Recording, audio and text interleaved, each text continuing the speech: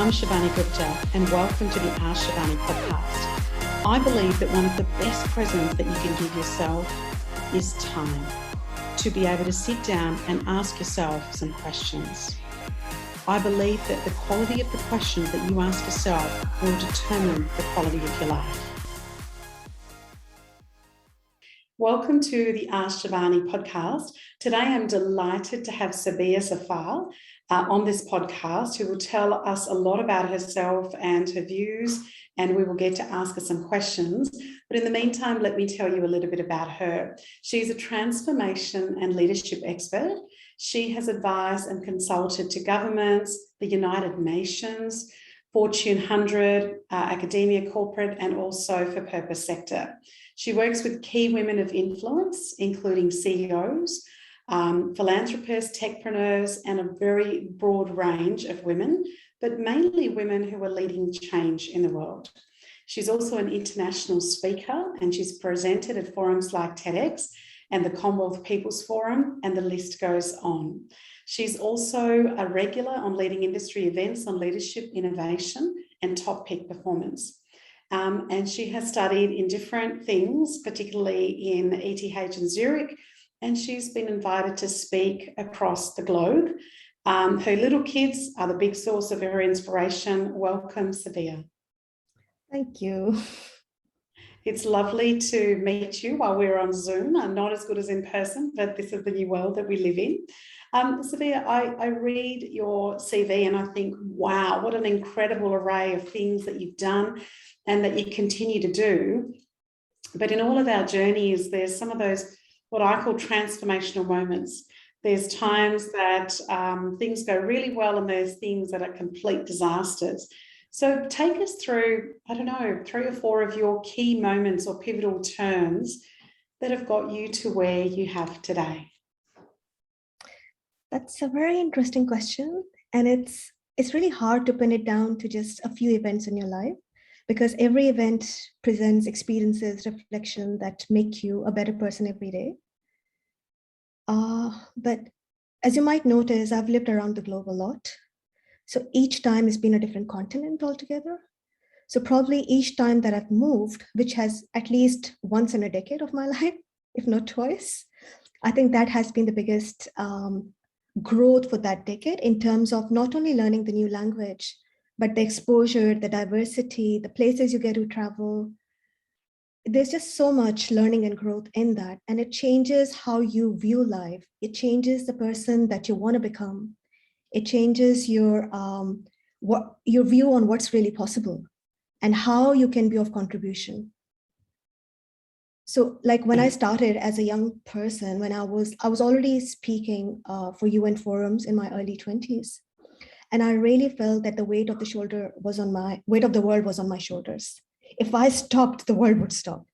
But at that time, you don't know its drive or its ego, what is it? And there's no use analyzing it. But after becoming a mother, that's what shifted. So if there was one thing, I think that was motherhood. And as we speak, my son has just turned 10. So that has been exactly a decade since the day I became a mother. So probably that just shifted my priorities, how I take life, where I want to be in life, and what is really important. And it took me a while to understand that. This is what I speak about in my TEDx as well, that for me, success was achievement before I became a parent. And after that, that was replaced with day-to-day joy, with meaning in little things rather than those big titles and things on your CV. So probably that was the biggest one.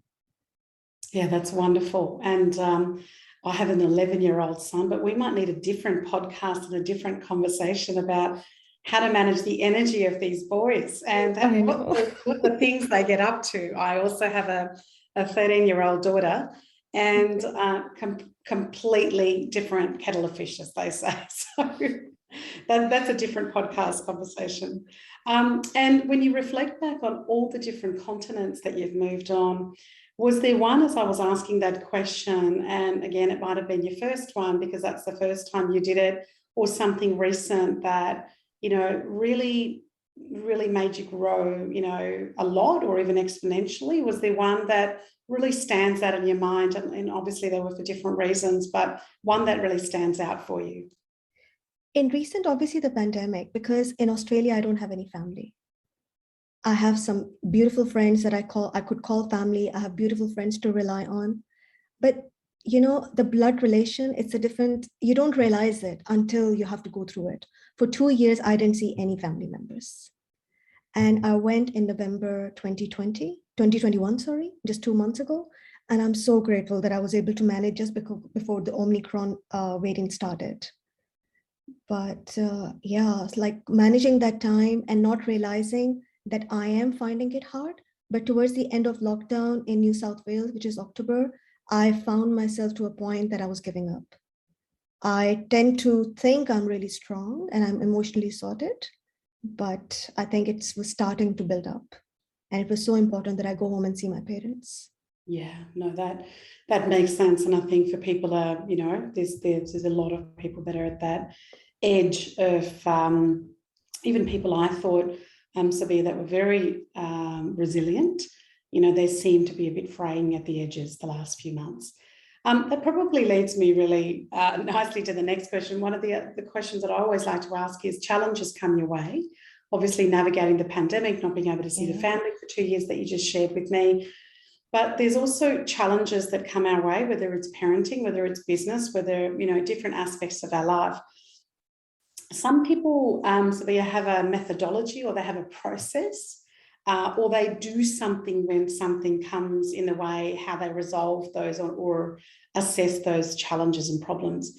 Do you have something like that? How do you get around that? Do you have a process or a methodology? What do you do when stuff hits you and you have to then try and resolve it? So in my coaching or working closely with people, what I have just brought it down to is a 3C method, which is clarity, courage, and compassion. And whatever I teach, it's nothing that I haven't experimented and achieved success within my own life. That's my one criteria for sharing anything with anyone. So clarity on what is really important. Where am I? Like really accepting, acknowledging reality for what it is without any fluff. And what can I do about it? What is it that I can immediately do about it? So that's what I call clarity. Simple action steps that I can take now for what is important right now. We'll deal with the future when it arrives. So for example, in last year started with, we didn't have much COVID-19 in Australia, right? So the business plans were just as usual as you would normally have for the year. But midway during the year, then the lockdown happens and everything, all your plans are just like, they have to be reiterated. But I realized with homeschooling 2 children, my younger one is 6, I have a daughter. So with both of them at home, I had to reprioritize. Some goals could wait, but kids could not. And for them, children at that age, because my daughter was just in kindy, 6 months into school, she's at home. So even if they're not saying it, they do not need to finish that classwork. They need those cuddles. They need slow mornings. They need heartwarming food. They know mom is going to be there day in, day out. That's their constant. So that was more important. Everything else followed. Some beautiful stuff happened with the business and it kept glowing. So instead of, I have my online program, instead of 3 rounds, I just did 2, for example. So it's not that you stop, but if you were taking 6 steps, you can take 3 because another area of your life is a priority. So clarity for what is important. Where am I? Where am I going? Courage to accept it, to celebrate what you have, and then make aligned choices towards what needs to be done. And compassion, I say, is disciplined action. Don't make it too big that you, after 5 days, you're like, I can't do it anymore. So small, consistent action, that's compassion, where you rise above yourself. Like, I have to show up every day for my children during lockdown. So that's compassion. It's not for me, it's for them. I don't give myself a choice. So, yeah. And obviously, if you're not clear to start with, you can't follow through. I like that definition of compassion. It's disciplined action. Yeah. I really like that. It almost takes it from this kind of soft, airy, fairy thing into this almost something that you can follow. That's great. And 22 has started, Sobia, and some people are saying, oh my goodness, there's another year. It feels different, but the same. So when you look at your future aspirations, and some people look at future aspirations as something that's going to be a lifetime thing, others look at it as a decade, or others look at it as a 1-year goal. You know, when you look at your future aspirations, whatever time frame that you want to kind of imagine that to, what do you want to do, both personally, business-wise? Tell me more about your future aspirations and what are we going to see Sobia doing? So I've taken my work almost completely online so that I can work from anywhere. That would be a choice. But I have just explored further. I love writing. That in a few years, I want to transition into full-time writing. And I want to write fiction. That's what I'm looking at. I haven't put a timeline to it because I said that my work evolves as my family evolves. So my work follows family. And I have big dreams for my work and my business. So I don't play small, but it follows family. That's what I'm very clear about. That's amazing. So you not only writing, but you've gone, I'm going to do fiction. I started writing this musical novel about 6 years ago. Okay. And I have no doubt that it's going to be a blockbuster. Yeah, because I already have my chapter started and the kind of story, and there will be those old school soliloquies where characters are thinking. And I don't know if you've read this love story. I love that novel. It's just like a very small one. No, I haven't read that one. It's a beautiful book. So that's the kind of book that I inspired to write. Oh, that's beautiful. I love that you're going to write fiction and do that. And, in the work that you do, obviously you're helping people get clear about, you talked about clarity, getting clear on their philosophies. Are there philosophies that you live by? Are there rules or ground rules or sayings or quotes? Are there things that are really important for you, that you tend to live by? Like I talk a lot about integrity. Like if you're going to say something, do it. And if you can't do it, communicate it. And I say the same thing to my kids. If you haven't delivered something, that's fine. Just let me know, or my team as well. So do you have philosophies or quotes and things that are really important to you and are cornerstones in your life? So one is my brand tagline. And I have made it a tagline so that it's a reminder for me, maybe not so much for other people. And that is, let life coach you. Because just like any game, you need to learn the rules of the game before you play the game. So why not take life like that? It can be way more fun. You can take it lightly and you understand the universal principles. So, principles of trust, principles of growth, principles of taking action. There's always a cause and effect. And there's a cause and effect. Like each time you take action, how come possibilities just show up from somewhere? They never show up when you're dreaming, visualizing, reflecting. Nothing happens. You have to take aligned action, make aligned choices. That takes courage. If you have gone through an event in life, you need to stop feeling sorry for yourself.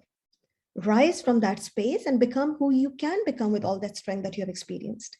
So let life show you what is possible. Let life show you how it's done. Let life show you how the plants and the trees and the animals all just trust the universe to be nurtured and taken care of. Why not you? So, That's because we're always trying to control everything as humans, aren't we? We're always like, yes, that's all good, but it must run my way. It must be this particular way. That doesn't work. Yeah, but life can be so much lighter and more fun once you get that. Yeah, absolutely. What about for you when you're giving so much of yourself away, Sobia, to your clients, to your young children, to other members of your family, to your friends? What are some of the things that you do for your wellness, whether they're daily rituals or annual rituals? What are some of the things that you do around maintaining your own, whether it's mental, emotional, spiritual, physical, doesn't matter which aspect? What do you do for your wellness? That's a great question. And I hope everybody listens that, because this is so important. This is because we have to go beyond self-love. It is self-compassion. And again, disciplined action for yourself. So I love traveling to see my family specifically, which is spread across the world. I have 2 brothers who live in Europe and my parents back at home in Pakistan. So traveling to see family. And both places because I call home. So whenever I travel, I meet my old friends again from my school and college and university days. So I just love that part. That's so important for my own well-being. And I love taking my children with me for them to experience those parts of my life. In day-to-day, I normally wake up early, but my morning is slow. So it's not like I have woken up early and I've conquered the day. I go very slow. So I need 1 hour of doing nothing. So my nothing includes reflecting, maybe meditating, maybe listening to some music while I prepare some slow cooked breakfast. So just going with the flow. I think that's really important for me. Reading almost every day, writing. From last year, I've started doing like high intense workout as well, 5 days a week. So I tried gym and I tried different things, but I think with the pandemic, where it's so much uncertainty, just following YouTube channels is like the perfect thing to do. Yeah. With meditation, and recently for the past 2 years, I've started doing silence meditation, which is no guidance, no music, just sit down and sit in silence without any alarm, and sit down for as long as you can until your body tells you that you're done. So that's a great space. Yes, that's great. I love that you said I get up, but I start the day slow. I love that because you're like, I do slow cooked food. I slow myself down. Normally people are like, okay, I've done the slow. I've had my sleep. I'm ready to go. I'm ready to get into my day. But just continuing that slow consciously is just, yeah, that's beautiful, the way that you put that. Sobia, if people want to contact you about and follow you in some of the posts that you do and the work or writing that you're doing, but particularly also around some of the coaching work you do, where are the best places to find you? Our best place is LinkedIn, because that's the only place on social media where I'm actually active. And I call it my playfield. So yeah, LinkedIn would be great to connect. Fantastic. And we'll put all the details of that in there. Sobia, it was such a pleasure talking to you. I feel calmer. I feel I've got a bunch of extra kids running around the house today. People have got friends, there's delivery people, and I just feel calmer after speaking to you. So thank you for being on. I just really appreciate you taking the time. Thank you. It was wonderful talking to you.